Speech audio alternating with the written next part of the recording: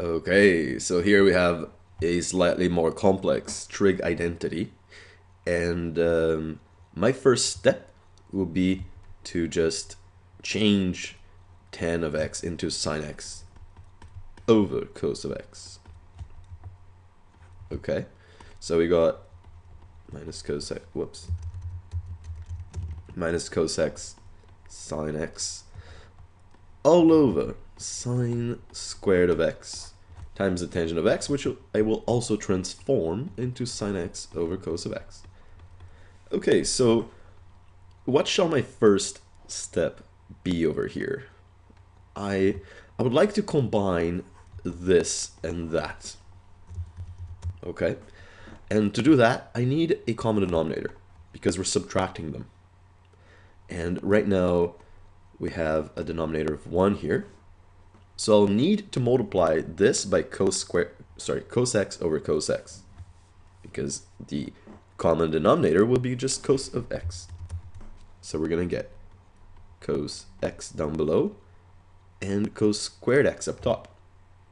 Does that make sense? Because cos x times sine x times cos x, I can just combine the cos of x's that I have to get cos squared x times sine x. Great. Now, what does that do? Well, now we have then sine x minus cos squared x sine x over cos of x.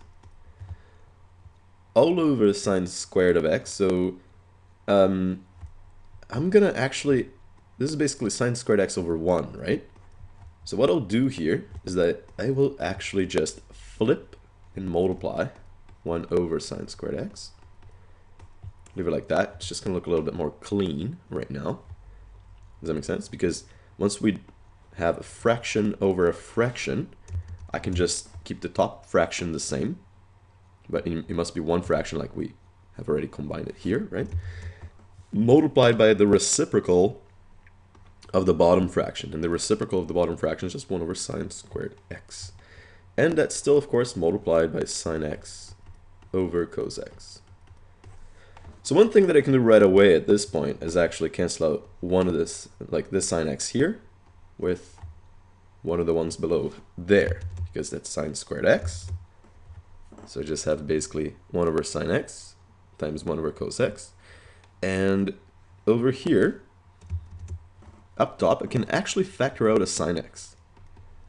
So I get sine x bracket, or parentheses, 1 minus cos squared x over cos of x times 1 over sine x times 1 over cos x. So, and why did I do that? Well, I realized that I had a common factor, the sine of x. So why not just factor it out? Great. So that's going to make things simpler. And why is that? Right away, you can just cancel out the sine x's because we're multiplying, right? So sine x over sine x, they go away. And this 1 minus cos squared x, I'm assuming that you're already familiar, can pronounce that word properly, with the Pythagorean identity. And according to this, we can rewrite 1 minus cos squared x as sine squared x. Look at that. That's great. So now, up top here, we have just sine squared x times 1, which is just sine squared x, over cos x times cos of x, which is cos squared of x. And at this point, we're basically done. If this were a multiple choice question, there's a chance that we could actually see tan squared x as the final answer.